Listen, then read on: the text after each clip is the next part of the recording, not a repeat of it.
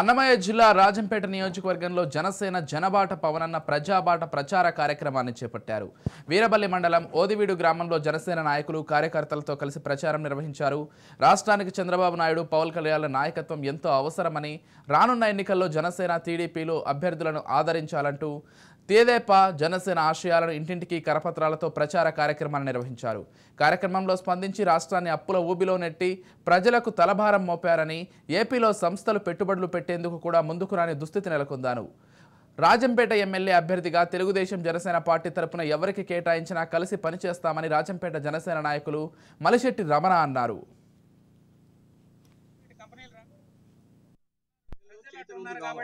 డబ్బులు తీసుకుంటున్నారు, ఓటేస్తున్నారు.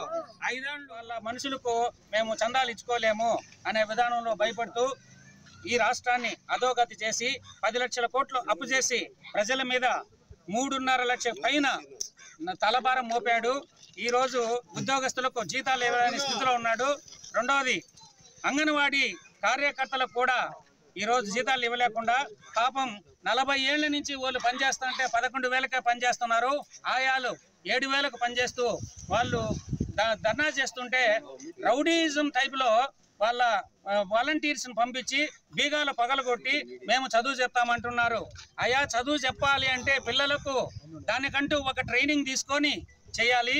ఆ ట్రైనింగ్ లేకుండా నేను బీగాలు పగలగొడతాను, నేను చదువు చెప్తానంటే రాష్ట్రంలో జగన్మోహన్ రెడ్డి నియంతగా ప్రవర్తిస్తూ వ్యవస్థలను నాశనం చేసి ప్రభుత్వ